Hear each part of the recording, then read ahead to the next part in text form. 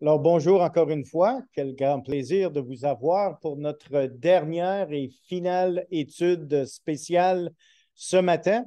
Nous avons débuté une étude il y a quelques semaines. Nous avons commencé notre étude sur la tentation. Nous avons dit que la tentation est toujours pour notre chute et la tentation est originaire du malin, du monde ou de nos désirs charnels à l'intérieur de nous. Ensuite, nous avons étudié ensemble les épreuves et quelles étaient les différences entre la chute ou la tentation et l'épreuve. L'épreuve, de son côté, est toujours pour notre croissance, jamais pour notre chute. Et l'auteur des épreuves, c'est Dieu. C'est Dieu qui nous envoie des épreuves et c'est toujours pour nous faire maturer spirituellement. Aujourd'hui, nous allons voir la discipline. La discipline, c'est jamais le fun, spécialement quand c'est à ton tour d'y passer. Mais une chose est certaine, c'est que la discipline est toujours pour notre correction. Alors, vous avez les 3 C. Et c'est les 3 C que vous avez vus ici, la chute, la croissance et la correction spirituelle. Et la correction et la discipline, ça vient de Dieu. J'aimerais qu'on puisse lire ensemble un texte des Saintes Écritures duquel nous allons nous inspirer ce matin pour tirer certaines conclusions sur la correction ou la discipline. Il s'agit du livre d'Hébreux, chapitre 12, et j'aimerais commencer la lecture au verset 5. Je vais lire le texte devant nous. Ensuite, nous allons passer quelques commentaires et observations. Hébreux chapitre 12, verset 5. Et vous avez oublié l'exhortation qui vous est adressée comme à des fils. Mon fils, ne méprise pas le châtiment du Seigneur et ne perds pas courage lorsqu'il te reprend, car le Seigneur châtie celui qui l'aime. Et il frappe de la verge tous ceux qu'il reconnaît pour ses fils. Supporter le châtiment, c'est comme des fils que Dieu vous traite, car quel est le fils qu'un père ne châtie pas? Mais si vous êtes exempt du châtiment auquel tous ont part, vous êtes donc des enfants illégitimes et non des fils. D'ailleurs, puisque nos pères, selon la chair, nous ont châtiés, et que nous les avons respectés, ne devons-nous pas, à bien plus forte raison, nous soumettre au Père des esprits pour avoir la vie? Nos pères nous châtiaient pour peu de temps, comme ils le trouvaient bon, mais Dieu nous châtie pour notre bien, afin que nous participions à sa sainteté. Il est vrai que tout châtiment semble d'abord un sujet de tristesse et non de joie, mais il produit plus tard pour ceux qui ont été ainsi exercés un fruit paisible de justice. Fortifiez donc vos mains languissantes et vos genoux affaiblis. Alors, ce fameux sujet de la discipline, vous pouvez bien comprendre que c'est un sujet qui est difficile à adresser. Difficile parce que, premièrement, ça s'adresse à tout le monde. Et le contexte ici nous donne certains points qu'il nous faut observer.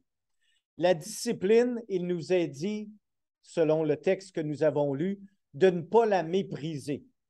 Alors, c'est une question d'attitude envers quelque chose qui nous est fait. Et c'est quelque chose aussi qui ne devrait pas nous décourager. C'est ce que nous avons lu au verset 5. Alors, on ne doit pas mépriser la discipline et la discipline ne devrait pas nous décourager. Quand ça fait mal, c'est facile d'être découragé. Et quand c'est Dieu qui vous discipline, il n'a pas tendance à manquer son coup. Et ça, c'est une réalité de la vie. Le verset 5 nous dit que le châtiment vient du Seigneur. Ça veut dire ça que pour nous, ça va être très important que dans notre vie chrétienne, nous apprenons à faire la différence entre une tentation une épreuve et un châtiment. Parce que les trois ne sont pas pareils et les trois n'ont pas les mêmes buts. Et il y en a deux qui ont la même origine, qui est Dieu, en ce qui concerne l'épreuve et la discipline. Mais l'autre, la tentation, son origine, c'est Satan. Alors, des fois, c'est peut-être un peu plus difficile pour nous de voir la lumière entre est-ce une épreuve ou est-ce une discipline. Et c'est là que notre connaissance spirituelle va être très utile à faire la différence. Parce que notre réaction envers soit l'épreuve ou la discipline ne devrait pas être la même. Alors, le châtiment vient du Seigneur. Et le verset 6, eh bien, c'est un peu plus tendre. Le verset 6 nous dit, car le Seigneur châtie celui qu'il aime. Est-ce que vous vous sentez bien aimé?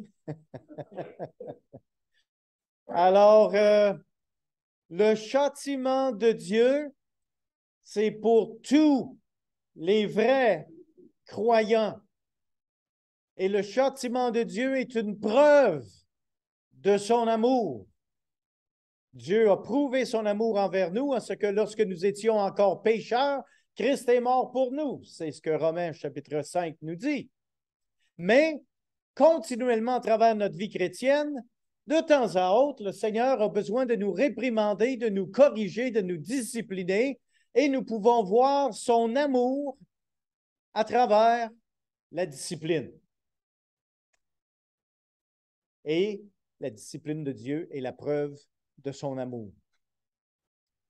C'est ce que le verset 6 nous dit. Et il frappe de la verge tous ceux qu'il reconnaît pour ses fils. Alors, j'ai le bonheur, j'ai la joie de vous annoncer que si vous êtes un enfant de Dieu, à travers votre vie chrétienne, vous allez devoir vous attendre de voir l'amour de Dieu manifesté à travers son châtiment. Et le but principal de ce châtiment, eh bien, c'est pour notre correction. Nous allons voir d'autres principes ici. Le verset 7 nous dit que le châtiment doit être supporté. Supporter le châtiment, c'est comme des fils que Dieu vous traite. Car quel est le fils qu'un père ne châtie pas? Et je sais très bien que de temps à autre, ma chère maman écoute mes sermons. Alors, ce que je vais dire va révéler certains éléments de son fils. Et je dois vous admettre ce matin que probablement, j'ai mérité à 100% ce que j'ai mérité dans ma jeunesse, mais j'en ai probablement évité 50% aussi. Et je dois vous admettre aussi que quand j'ai mérité la discipline, eh bien, c'est là que j'ai compris le mot supporter. Tu supportes quelque chose, quand est-ce que ça va finir? Comment longtemps je dois essayer de retenir mes larmes? Supporter le châtiment, c'est comme des fils que Dieu vous traite. Car quel est le fils qu'un père ne châtie pas? Et une chose est intéressante ici, c'est que le verset 7 révèle le fait que tous les enfants de Dieu méritent d'être disciplinés à un moment ou à un autre. Et c'est la réalité de la vie chrétienne. Et on aimerait beaucoup mieux ce matin parler d'un grand Dieu d'amour. Mais on a de la difficulté dans notre pensée, dans notre cœur, de mettre cette pensée d'un grand Dieu d'amour avec un Dieu qui nous donne une discipline de temps à autre. Mais toujours et sans exception, quand Dieu nous discipline, c'est parce que nous le méritons. Et ça, c'est une distinction qu'on peut voir entre la discipline divine et la discipline parentale. Ça peut arriver que les parents disciplinent et se trompent. Ils n'ont pas pogné le bon enfant qui a fait la bêtise. Ça peut arriver, mais jamais dans la situation de Dieu. Ici, dans l'illustration de la discipline parentale que nous voyons au verset 8 jusqu'au verset 12, c'est important pour nous de comprendre l'illustration que l'auteur du livre d'Hébreux essaie de nous communiquer. Nous savons très bien qu'il n'y a pas d'exemption. Oui, le Seigneur a donné à ma femme et moi 4 enfants. Il y en a qui ont eu un petit peu plus de discipline que d'autres. Mais il y a une chose que j'ai appris en tant que parent et que maintenant, j'aimerais bien, en tant que grand-parent, pouvoir en bénéficier, mais ce n'est plus ma job. Et c'est ceci. La discipline n'est jamais, écoutez-moi bien, là, ça c'est une leçon importante que j'ai appris dans la vie chrétienne et en tant que père et grand-parent. Ça m'a pris juste trop longtemps pour l'apprendre comme grand-parent. Quand il s'agit de discipline, ce n'est jamais pour satisfaire la colère immédiate parentale. Si un parent discipline dans la colère, il a manqué son coup. Complètement. La discipline doit toujours, selon l'exemple divin, être manifestée dans l'amour. Et il y a une autre chose que j'ai appris concernant la discipline dont ce texte soutient également. C'est que souvent, nous voulons discipliner pour simplement changer la conduite. Si nous disciplinons pour changer la conduite, ce n'est pas suffisant. Parce que, par exemple, la conduite d'un enfant peut changer. Si un enfant, par exemple, est discipliné parce qu'il a menti, il va peut-être arrêter de mentir devant ses parents, mais ça ne veut pas dire que son attitude a changé.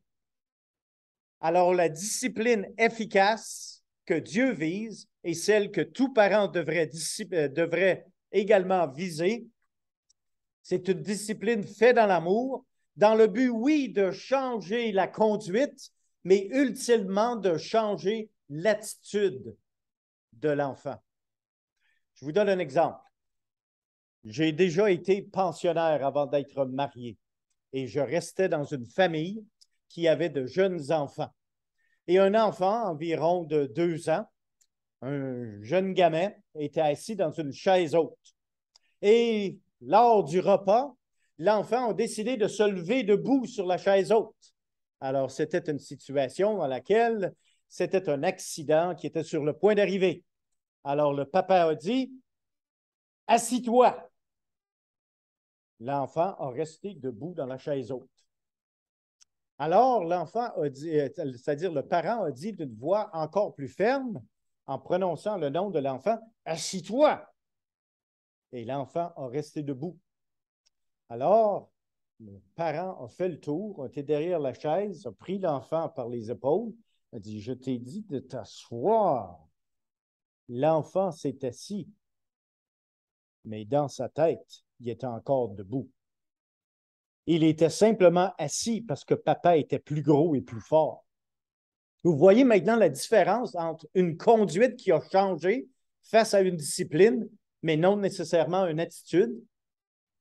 Alors, c'est pour ça que quand nous visons la discipline, quand Dieu vise la discipline envers nous, oui, il le fait dans l'amour, oui, pour changer notre conduite dans certaines situations de la vie, mais aussi pour changer notre attitude. Et c'est ce que nous devons viser en tant que parents. Changer la conduite, mais aussi changer l'attitude. Eh bien, les pensées dont nous venons de partager sont également démontrées dans l'Ancien Testament. Par exemple, nous avons le livre des psaumes au psaume 94. Le psaume 94, c'est cette fois-ci le verset 12. « Heureux l'homme que tu châties, ô Éternel, et que tu instruis par ta loi. » Il y a une chose que j'ai remarquée à travers les Écritures. Presque à chaque fois, quand Dieu parle de châtiment, de discipline, c'est pour avoir votre attention. On a tendance à écouter un peu mieux sous l'effet de la discipline. Et c'est pour ça ici qu'on voit le mot châtiment dans le même verset qu'on voit le mot instruction. Et ça, c'est très important, les amis. Et c'est ce qu'on a vu à travers le Nouveau Testament aussi. Maintenant, le livre des Proverbes. Proverbes, chapitre 3e et le verset 11. Proverbes, chapitre 3 et le verset 11. Mon fils, ne méprise pas la correction de l'Éternel et ne t'effraie point de ses châtiments. Même contexte, même sorte de langage que nous venons de lire dans le livre d'Hébreux. Ne méprise pas la correction de l'Éternel. Alors, quand Dieu décide de nous corriger, ce n'est pas le temps de se mettre en mot-à-dit contre Dieu, parce qu'il est plus fort que nous. C'est pour ça que souvent, dans le contexte de châtiment et de discipline, nous voyons aussi le mot soumission. Et ça, c'est très important. Et vous connaissez un passage qui vous est certainement très familier parce que nous l'utilisons souvent lors du repas du Seigneur. Il s'agit de 1 Corinthiens chapitre 11, et j'aimerais qu'on puisse s'attarder quelques minutes sur le verset 32. Et ici, au verset 31, ainsi que 30, il nous est dit, c'est pour cela qu'il y a parmi vous beaucoup d'infirmes et de malades et qu'un grand nombre sont morts. Et le verset 31, si nous nous jugions nous-mêmes, nous ne serions pas jugés. Mais quand nous sommes jugés, nous sommes châtiés par le Seigneur afin que nous ne soyons pas condamnés avec le monde. Maintenant, je vous introduis ce matin à un nouveau principe dans le contexte du châtiment. C'est le mot jugement. Avant que Dieu nous discipline, nous avons la responsabilité de faire un examen de conscience et de dire, ah, vous savez, quand la conscience vous poursuit là, comme une espèce de petit chien qui vous talonne les chevilles et qui ne vous lâche pas et qui jappe et qui essaye de vous pogner par le derrière de la cheville, eh bien ça, c'est spirituellement parlant, ça peut être votre conscience. Il y a quelque chose qui cloche, il y a quelque chose qui vous... C'est pas correct ce que tu fais dans ta vie spirituelle. Eh bien, quand tu te juges toi-même, tu dis, OK, je vais changer ça, c'est pas correct. Là, tu viens de répondre favorablement à ta conscience et à ce que Dieu veut t'enseigner. Suite au fait que tu t'es jugé toi-même, Dieu n'a plus besoin de te juger. C'est ce que le verset 32 nous dit ici. Mais quand nous sommes jugés, nous sommes châtiés par le Seigneur. Et le verset 31, si nous nous jugeons nous-mêmes, nous ne serions pas jugés. Alors, quand il y a quelque chose dans votre conscience qui spirituellement vous tracasse, faites attention parce que à partir de ce moment-là, si votre jugement est incorrect dans votre manière de vivre et de faire un suivi correctement, eh bien, c'est Dieu qui va vous juger. Et le jugement de Dieu vient avec la correction et la discipline. Et, comme j'ai dit tout à l'heure, Dieu ne manque jamais son coup. Même le livre d'Apocalypse. Le livre d'Apocalypse nous parle ici de ce même principe. Apocalypse chapitre 3 et le verset 19. Moi, je reprends, et c'est Dieu qui parle, moi, je reprends et je châtie tous ceux que j'aime. Aie donc du zèle et repens-toi. Alors, quand vous sentez la main disciplinaire de Dieu qui est sur le point d'atterrir sur votre postérieur, eh bien, c'est le temps de non seulement faire un examen de conscience, mais aussi de dire, Seigneur, pardonne-moi. Parce que le Seigneur, dans sa discipline, son but est simplement, oui, de changer votre conduite, mais aussi de changer votre attitude face à ses instructions. Eh bien, la discipline, c'est simplement une correction que Dieu administre à cause d'un péché ou d'une mauvaise conduite dans notre vie. Et nous avons vu des principes émotionnels qui sont un peu difficiles d'accepter. Quand Dieu nous discipline, nous devrions être bien heureux. Bien heureux veut dire très heureux. parce que je ressens l'amour de Dieu. Aïe, aïe! Merci Seigneur, je ressens ton amour. Aïe, aïe! Merci Seigneur, je ressens encore plus ton amour. Ne prends pas à la légère ou ne méprise pas la discipline que Dieu nous donne. Ne te décourage pas. Ne supportez vos souffrances parce que ce n'est que pour un peu de temps. À moins que vous êtes super têtu et que vous allez finir par une mort prématurée. Vous allez être sauvés, oui, mais comme à travers le feu, comme l'individu qui est comme agrippé sur le seuil de porte du ciel pour entrer au ciel parce qu'il a refusé la discipline divine de Dieu. Eh bien, bien-aimé, la discipline, son origine, c'est toujours Dieu. Eh bien, la discipline, son but, c'est de corriger. Ça sert à notre éducation. Vous savez, c'est important aujourd'hui de savoir certaines choses. C'est pour ça qu'on envoie les enfants à l'école. Puis même, on envoie les adultes à l'école. Alors, pourquoi ça serait différent pour Dieu quand il veut vous éduquer? Alors, le but de la discipline, c'est l'éducation, la maturation spirituelle. Alors, allez-vous permettre vous-même d'aller au collège biblique divin? Toutes sortes de beaux diplômes vous attendent. Dieu veut nous éduquer. Il veut nous faire participer à sa sainteté. Avez-vous remarqué ceci dans le passage de Hébreux que nous avons lu tout à l'heure?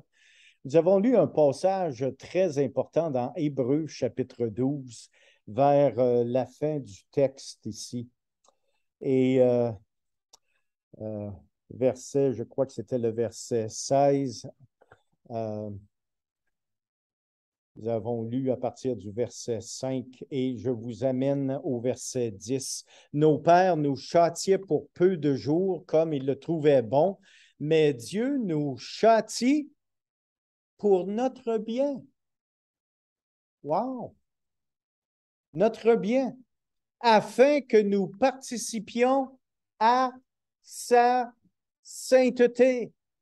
Alors, c'est là que notre conduite à travers la discipline est affectée pour nous conduire vers une vie qui est plus sanctifiée et représentative de ce que nous devons être en tant que chrétiens, c'est-à-dire être de plus en plus saints.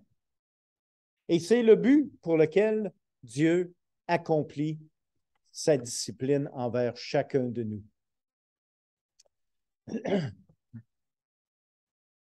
Le résultat, eh bien, ce que nous devons faire à travers la discipline, et nous avons un bel exemple dans le psaume 51. Vous vous rappelez certainement que le psaume de 51, c'est la confession de David suite à son péché de convoitise et d'adultère ainsi que de meurtre. Il a commis l'adultère avec Bathsheba et il a fini par tuer son mari en l'envoyant au front de la guerre. Et finalement, il a couché avec la femme d'un autre. Il a eu un enfant et l'enfant n'a pas survécu. Alors, à un moment donné, Dieu a envoyé un prophète et nous lisons dans le livre des psaumes, psaume 51, et j'aimerais qu'on puisse lire quelques versets. Je vous invite de lire le psaume au complet à la maison. J'aimerais qu'on puisse lire le verset 16 et 17, et ça peut varier un peu d'un verset ou deux, là, dépendamment de la version que vous avez. Mais il s'agit ici de ce verset. Si tu eusses voulu des sacrifices, je t'en aurais offert, mais tu ne prends point plaisir aux holocaustes. Les sacrifices qui sont agréables à Dieu, c'est un esprit brisé, ô Dieu. Tu ne dédaignes pas un cœur brisé et contrit. Ça, c'est une prière qui vient d'un homme qui a commis la convoitise, l'adultère et le meurtre, et que Dieu a pardonné. Mais il y a eu des conséquences à ses actions. Alors, c'est évident que Dieu, certainement, amène la discipline dans notre vie lorsque nous avons choisi le péché. Alors, la seule solution, les amis, Dieu nous a également donné une conscience. Il y a quelque chose à l'intérieur de nous qui nous dit que ce que nous avons fait ou ce que nous sommes en train de faire, c'est pas correct. Et Dieu est sur le point d'aligner sa main paternelle disciplinaire sur votre postérieur pour administrer une correction effective. Alors, bien-aimés, vous connaissez votre vie. C'est à nous d'agir en repentance, en nous jugeant nous-mêmes. Pourquoi? Parce que si nous nous jugeons nous-mêmes, Dieu n'aura pas besoin de nous juger. Parce que Dieu veut nous amener à une vie de sainteté. Dieu veut nous amener à une vie qui reflète son caractère. La discipline est exercée envers chacun des enfants de Dieu, où qu'ils soient, et sa discipline est démontrée toujours dans son amour, dans le but de changer notre conduite, mais spécialement de changer notre attitude. Alors que le Seigneur vous bénisse lorsque vous allez méditer sur ces passages et comment ces versets s'appliquent à chacun de nous dans notre vie, dans nos circonstances personnelles. Parce que la discipline de Dieu, ce n'est pas la même pour tout le monde. Parce qu'on a toutes des circonstances différentes et on les tous à des niveaux spirituels différents. Mais les buts de Dieu dans la discipline ne changent jamais. Son but ultime, c'est de nous aider à être des meilleurs participants à sa sainteté.